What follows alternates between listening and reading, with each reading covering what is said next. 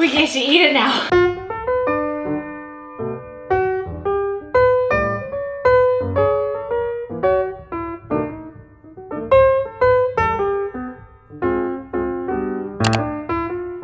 We have our beautiful Thai, what are we gonna call this? Thai, red Thai curry? I don't know, it's not, is it a curry or is it more than a curry? It's a fiesta of... It's just a beautiful time in our mouths. We did this together, we didn't follow a recipe. Here we are, and we get to try it, and I'm so thrilled. Imagine one of those guys on Chopped, the way they're going about profiles and layering. Yeah, this has it all. All of it. I mean, there's so much in there. There's so much. Right. Okay, we're doing it, we're doing it. Make sure you get some of that sauce in there too.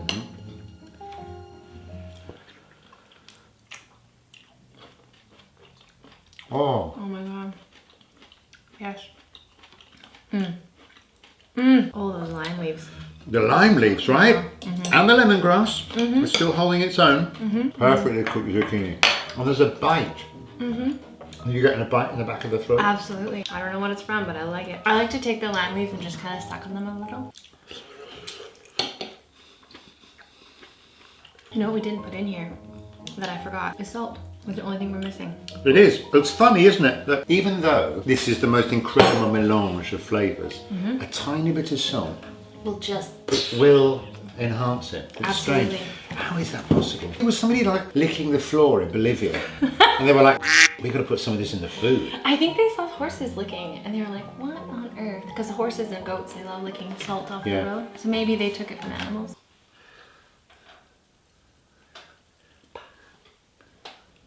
Oh my god! Would you mind doing mine? I would love to. I think we can agree that that is one of the better functions of a thumb. I would, yeah. That and hitchhiking. That and hitchhiking. Some over your right shoulder. Do you believe in that? Absolutely. Actually, isn't it your left? Oh, okay, sure. I hope so. Otherwise you cursed an entire people. Oh my god.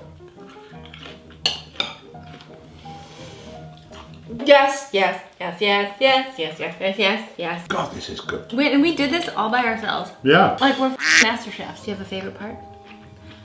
Not yet. I haven't tried everything yet. I'm gonna say so far the sauce. Yeah. Because it's a result of everything we put in. The lime juice makes such a difference, doesn't it? That's why I brought a spoon, so I can just have little spoonfuls of just the juice. When you're at a restaurant, what are the cliches that happen to you? I would say not too many at restaurants, but like often in just day-to-day life. Just the assumption that I can't do a thing. So would you like me to tie that for you? May I open the door for you? Can I carry this for you? Oh, I'll just do this, blah, blah, blah. Like there's an assumption that, well, obviously you can't, so I will do it for you. I will save you, blah, blah, blah. At restaurants, it's not too bad. Like people don't really notice. And it's our own personal evolution as well, isn't it? You know, when I was younger, I went on a date. It was always a very fraught idea going on a date, going for a meal on the date, because there's so much disability baggage. Absolutely, yeah. But I did, and it was pizza, and the guy had cut up my pizza and put it back together again. That level of care and attention. I just ripped him a new asshole at the time because I wasn't evolved as a disabled person, and I was just embarrassed that he'd highlighted my disability by doing that in front of my potential date. And didn't even ask you. But in retrospect, it was a lovely thing to do. It was pushy, and he shouldn't have done it without asking. But it was care. But I shouldn't shout him down like that. And I still feel bad for that. And it happened in bloody 1987. If you're watching. I'm really sorry. Now I'm getting into the real meat and potatoes of it. I'm so thrilled. I'm like in vegan heaven right now. We are so good at cooking. Okay, let's do some getting to know you questions. So, Matt. Yes, Alexis. What was your first acting role? I played Dr. Prentice in Joe Orton's farce, What the Butler Saw.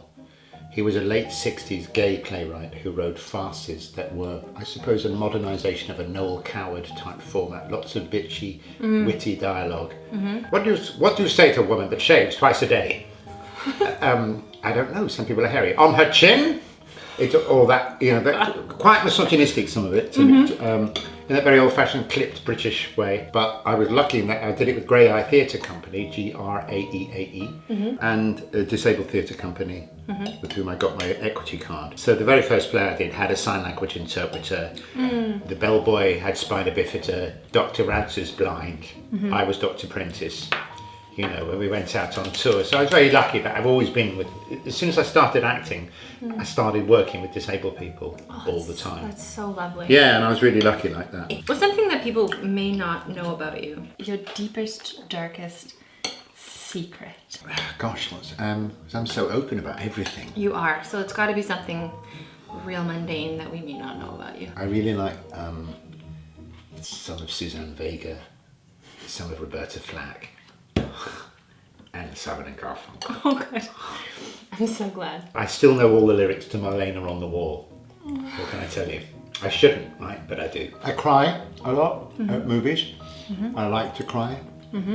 I watched Rocket Man, found 3 places to cry. The thing that gets me the most is friendship and love and doing nice things for people that you like. Because I think that's ultimately the human condition. I want your favorite and least favorite parts about having a limb difference. My favourite part of having this kind of level of physical difference is that it forces me to not be able to be the average person. And I think that the more average you are, the less you're encouraged to think for yourself. We're forced to think for ourselves and invent things and solve problems.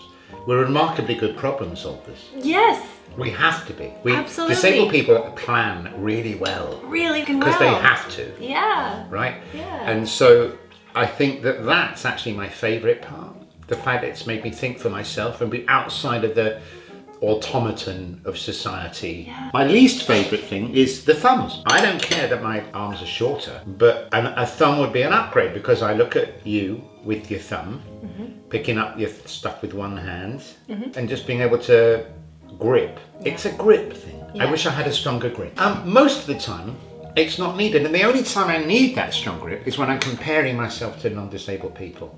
In fact, the only time we're unhappy is when we compare ourselves to other people. Oh my God, write that down, kids. But it's true. It is true. It's so true. It's true with my mum, with me, with everyone I know. I look like I'm crying, but I was like, wow, I'm crying. What I said was really profound. I mean, it was so. It's really just the spice and the sweat. What about you though? And your least and favourite? One of my least favorite things is people feeling sorry for me.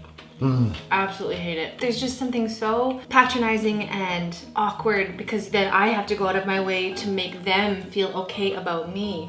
And it's like this double weird, like, you know? And why do we feel that's our responsibility? Exactly. I don't know. I think there's a part of me that wants to prove to them like, no, I'm fine, it's okay. And then I think the favorite thing is, well, I don't know, I love it. I love it so much. Like, honestly, it's how I'm able to use my arm in the kitchen as a tool. I love using it in ways that surprise not only myself, but other people. Like, you do a thing and they're just like, yes. And like literally expanding possibilities of what's possible. Yeah, I can't remember the disabled person in question that said it, but they said, like, when I get asked, can I help you with your shopping or this, that and the other, and people assume that you're having a difficulty with something, but it's just the way you do it. He says, he turns to me and goes, no, I know it looks like I'm drowning, but this is just how I swim.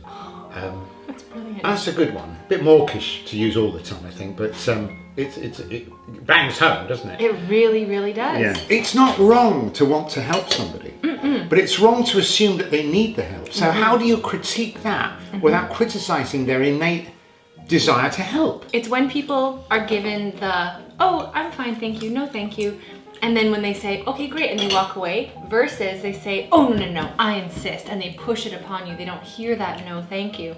That's when it gets problematic. But when they can hear the no and they can see that, like, oh, yeah, you are fine, then their learning expands.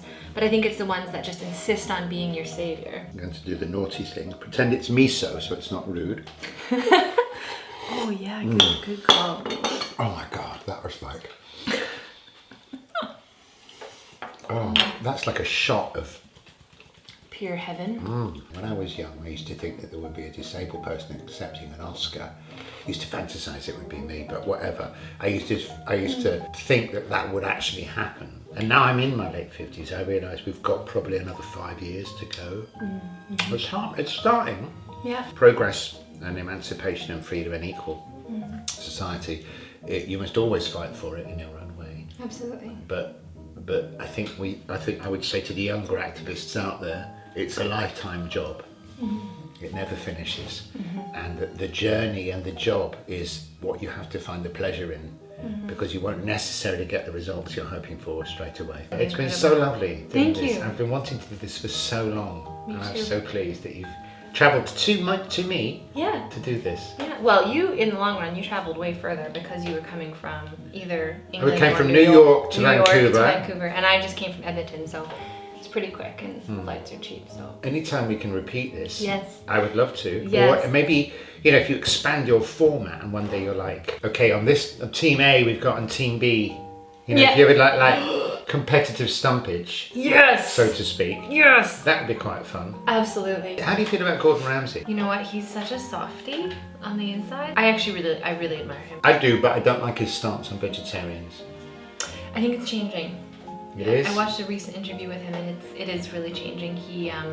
It's not great, but it's getting a lot better. He was doing a competition with a vegan chef, and he's evolving. Well, I would like to say, as the honoured guest of Alexis at Stump Kitchen, making our vegan Thai red curry, what an honour it's been. And that you should tune in and watch all the other episodes. They're fantastic. All the little late night extras and stuff that there are. We've provided a few of those for ourselves. I just want to say it's been an honour, and that long may this continue. And I would like to see Stump Kitchen up there, along with the Great British Bake Off and Chopped and Cutthroat Kitchen and all those other ones. You are so sweet. This was such a joy. I had such a great day. I want to do it again. I can't wait. That fits Doesn't that feel good? so nicely. Yeah. It's just perfect. good. So if you haven't already, I would love it if you subscribe to my channel on YouTube. You can also support Stump Kitchen on Patreon if you want to. And yeah, thank you so much for watching. We'll see you next time. Bye. Stump Kitchen, Stump Kitchen.